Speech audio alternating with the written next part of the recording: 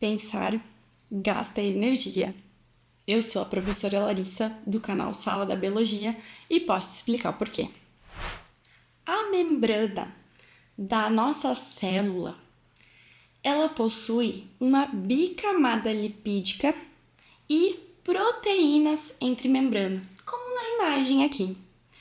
Existem outras estruturas, mas hoje eu quero falar para vocês que existem transportes que ocorrem nessa membrana plasmática. E o primeiro deles é o transporte ativo, que eu vou falar, que é o que gasta energia. Ou seja, para mim conseguir pensar, como eu falei inicialmente, eu preciso gastar energia, porque essa proteína que está entre a minha membrana plasmática, ela precisa que venha o ATP até ela e ative a passagem dos íons de sódio e de potássio que estão ali. E essa passagem ocorrendo, eu tenho o quê? A transmissão aí dos impulsos nervosos. Simplificadamente explicando, então, eu preciso ter gasto de energia através do transporte ativo. Para quê? Para ativar essa minha proteína entre membranas, para fazer funcionar o que a gente chama lá de bomba de sódio e potássio. O que seria essa bomba? Essa proteína que vai estar carregando esses íons de sódio e de potássio para fora e para dentro da nossa célula. Mas existem também, pessoal, outros tipos de transportes dentro do nosso corpo que não gastam energia. E muito bom, né? Nós precisamos disso também, que são chamados de transportes passivos. O transporte passivo, ele é classificado em 3 tipos. O primeiro que eu vou falar para vocês é a difusão simples. A difusão simples, ela ocorre como? Vou citar um exemplo.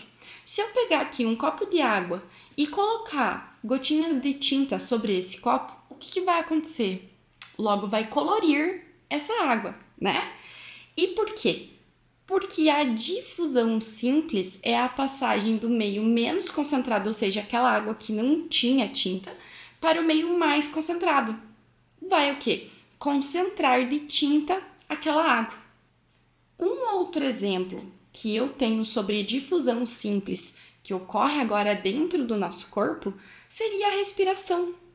Eu preciso de oxigênio e quando eu inspiro oxigênio, ele vai passar lá do meu alvéolo pulmonar para o meu pulmão e para as células sanguíneas através do que? Da difusão simples, que é passar diretamente da minha bicamada lipídica esse oxigênio para dentro da nossa célula, certo? E quando eu tomo um medicamento?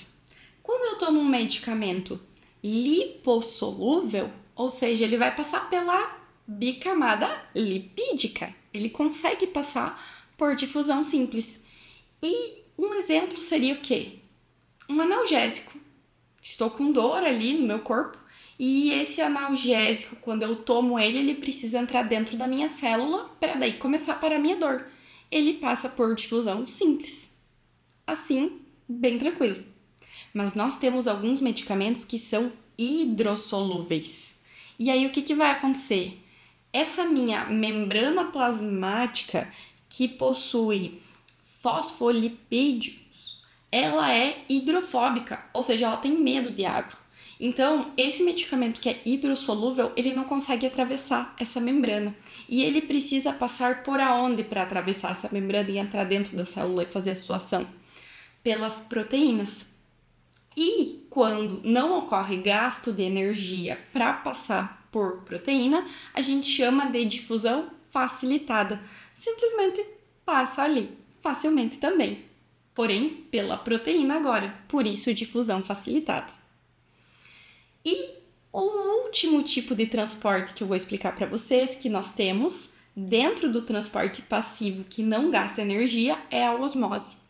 Osmose é a passagem direta da água pela membrana. Como que isso ocorre? Posso citar um exemplo para vocês de uma alface. A alface, se você deixar ela muito tempo lá na geladeira, ela vai começar a murchar, né? ou seja, ela está perdendo a sua água. Se você colocar ela numa bacia com água e deixar ela por algumas horas lá, por osmose, essa água vai adentrar dentro das células da alface e ela vai ficar boa de novo, ou seja, hidratada. O nosso corpo também precisa fazer isso. Lá nos túbulos renais, por osmose, ocorre o quê? Uma reabsorção de água para nós não desidratarmos. Então, seria isso hoje que eu gostaria de ter explicado para vocês, que são os transportes de membrana.